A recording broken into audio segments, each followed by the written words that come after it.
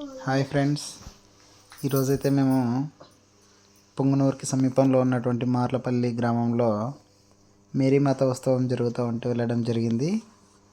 అయితే ఈ మేరీమాత ఉత్సవంలో చూసినారంటే 3 పల్లకిలు ఉన్నాయి. అందులో యేసు ప్రభువు ఎంత బాగా కనబడుతున్నారంటే అక్కడికి ఎంటర్ అయిన విధానంలోనే మనకు ఒక మంచి వైబ్ అనేది ఎంటర్ అయింది. సో చూస్తూ పోతే మేరీమాత ఎంత చక్కగా ఉందంటే అంత చక్కగా ఉంది. ఇక్కడ ఉన్నటువంటి విశేషం ఏంటంటే ఎవరు ఏం తలసినా కూడా ఖచ్చితంగా జరుగుతుందనే ఒక ఇది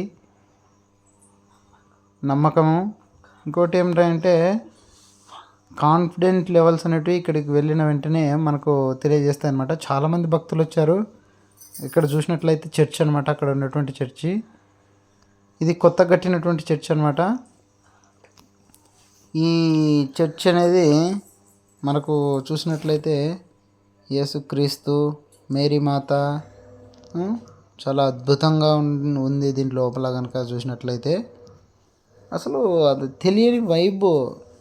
లోపలికి వెళ్ళంగానే నేను మా ఫ్యామిలీ పిల్లలతో బాగా ఇది చేసి వచ్చినాం అనమాట.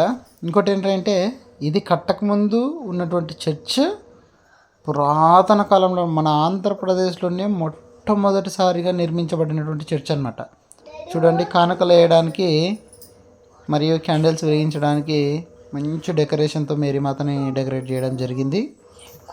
ఇంకా చూడండి, బైబిల్ అప్పటి కాలంలో బైబిల్ అనమాట ఇక్కడ చూపిస్తూ ఉండేది.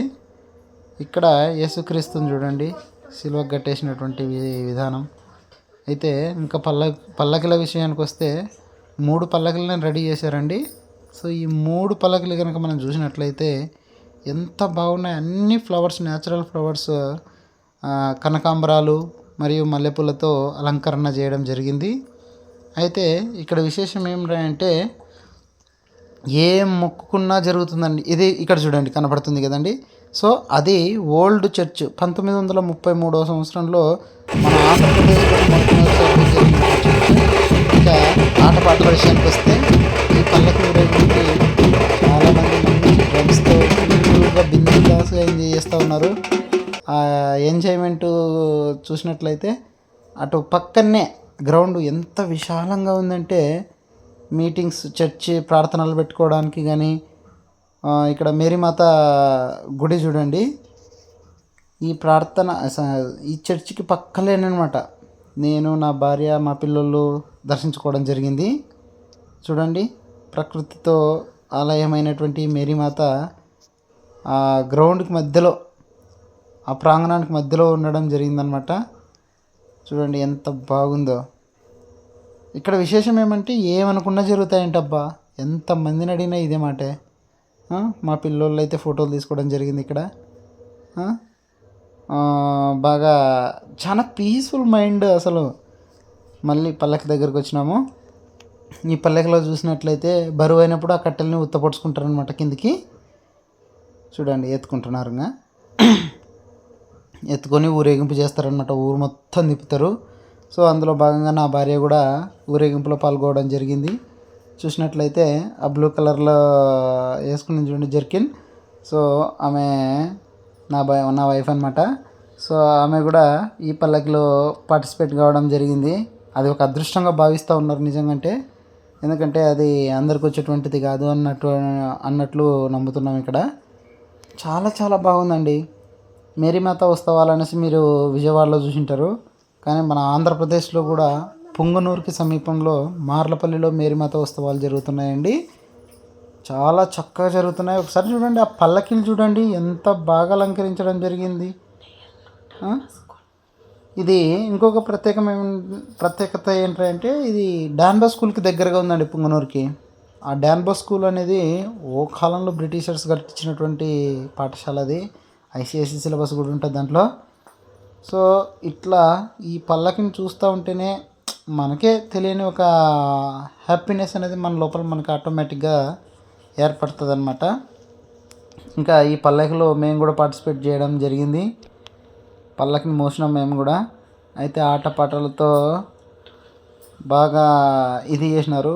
ఇంకా చాలామంది అయితే ఈ పల్లకిలు 3 పల్లకిల కింద కొవ్వొత్తులు పట్టుకొని దూరడం జరిగింది. అంటే అట్లా దూరితే వాళ్ళు అనుకున్న కోరికలన్నీ నెరవేరుతాయి ఖచ్చితంగా అనేసి వారి యొక్క గొప్ప నమ్మకం అన్నమాట. ఆ యేసుదేవుడు మరియు మేరీమాత అందరూ మనకి అనుకున్న కోరికలను తీరుస్తారనేసి. చూడండి, నా భార్య కూడా మోస్తూ ఉంది. అట్లా వాళ్ళ ఫ్రెండ్స్ కూడా మోస్తూ ఉన్నారు. చూడండి, ఆయనకైతే హ్యాండే లేదు, అయినా కూడా ఆయన ఎంతో చక్కగా పార్టిసిపేట్ చేసినాడు ఇందులో. ఇంకా చూడండి, ఆ పల్లకుల కింద దూరుతా వస్తారనమాట, కొవ్వొత్తులు పట్టుకొని అంటించుకొని. అదే పురాతనమైనటువంటి చర్చి. ఎప్పుడు 33లో కట్టినారంట, ఇప్పటికి కూడా చెక్కు చెదిరింది లేదు చర్చిని. నేనైతే మరీ చూడాలనేసి ప్రత్యేకించి అక్కడే ఫోకస్ పెట్టినా అనమాట. మళ్ళీ ఇంకా ఆ పల్లకులతో పాటు బాగా సంచారం చేయడం జరిగింది. దీనికి మా పిల్లగాడైతే భయపడినాడు కూడా. అంత బాగా అద్భుతంగా వేల్చినారండి బాణసంచ అయితే మాత్రం. సో మామూలుగా బొంగరాలు తిప్పించినారు అట్లే. అసలు ఇది ఒక పెళ్ళి కంటే ఘనంగా జరిగింది కార్యక్రమం అనమాట. ఎట్లా అంటే కొడతా ఉంటే పట్ట పట్ట పట్ట పట్ట పేలుతూనే ఉన్నాయి నా స్వామి రంగ. ఎంతసేపు పేలుతూ ఉన్నాయంటే మా కొడుకైతే భయపడి అవి నా మీద ఏడబడతాయో అనేసి ఇది చేసినాడు. ఆ వీడియో కూడా నేను అప్లోడ్ చేస్తానండి ఖచ్చితంగా. నెక్స్ట్ వీడియో మా పిల్లగాంది అప్లోడ్ చేస్తా. కానీ ఇక్కడ ఒక్కసారి దర్శించుకోండి, కోరిన కోరికలు ప్రతిదీ తీరుతాయనేసి బాగా నమ్ముతారు. ఇంకా ఎస్పెషలీ పిల్లలు కాని వాళ్ళు ఇక్కడికి ఒక్క సంవత్సరం వచ్చి మొక్కు కట్టుకొని కనుక మేరీమాతని మొక్కి వెళ్ళినారంటే నెక్స్ట్ ఇయర్కి అంతా వాళ్ళకి పిల్లలు అవుతారనేసి గొప్ప నమ్మకం. అక్కడ చుట్టుపక్కల చెప్పే వాళ్ళంతా బాగా నమ్ముతారనమాట. ఇంకా రెండోది ఏంటంటే నిరుద్యోగులకి ఉద్యోగం కోసం అనేసి ఒక్క సంవత్సరం, మాకైతే ఇంతవరకు తెలియదు కానీ ఇప్పుడు వెళ్ళాము. ఎట్లా వెళ్ళామంటే మాకు తెలిసిన వాళ్ళు చెప్పడము జరిగిండేటివి, వాళ్ళు మన కళ్ళ ముందరనే నిరూపణ కావడము. సో ఈ ఉద్దేశంతో మనం కూడా పోయేద్దాం అనేసి పోతే అక్కడికి వెళ్ళంగానే ఒక మంచి వైబ్, మనసులో తెలియనటువంటి వైబ్ అనమాట. సో ఆ వైబ్కి మేము అసలు జస్ట్ ప్రార్థన చేసుకుని వెళ్ళేసి వద్దాం అనుకున్నాము. కాకపోతే అక్కడే దగ్గరగా ఈ 10:30 వరకు మేము అక్కడే ఉండి ఎంజాయ్ చేసి వచ్చినామంటే, ప్రార్థన చేసుకొని వచ్చినామంటే అర్థం చేసుకోండి ఎంత బాగుంటుంది అనేది. ఈ బాణసంచ మాత్రం పేలుతూనే ఉంటుంది, ఏం పట్ట పేలుతూనే ఉంటుంది అనమాట. సో అంత బాగా పెట్టినారంటే ఇంకా ఈ పెళ్ళిళ్ళకు కూడా పెట్టరో తెలియదు కానీ ఆ మేరీమాత ఉత్సవాలకు మాత్రం మహా అద్భుతంగా ఏర్పాటు చేయడం జరిగింది. విందు భోజనాలు కూడా వాళ్ళే ప్రొవైడ్ చేయడం జరిగింది. చక్కగా తినేసి వచ్చినాం అనమాట.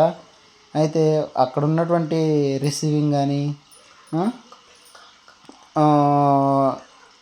బాగా అన్ని విధాలుగా బాగా చూసుకున్నారనమాట. ఈ మేరీమాతకి మరొక పేరు కానుకమాత అని పిలుస్తారన్నమాట. అక్కడ కానుకమాత అంటే మనకు అందరికీ కానుకలు ప్రొవైడ్ చేస్తుంది కాబట్టి కానుకమాత అనేసి పిలుస్తూ ఉన్నారు వాళ్ళందరూ. ఇంకొక గొప్ప విషయం ఏమంటే ఇక్కడ కేవలం క్రిస్టియన్స్ మాత్రమే పార్టిసిపేట్ చేయరండి. ప్రతి ఇంట్లో హిందువులు కూడా ఈ మేరీమాత ఉత్సవంలో పాల్గొంటారు.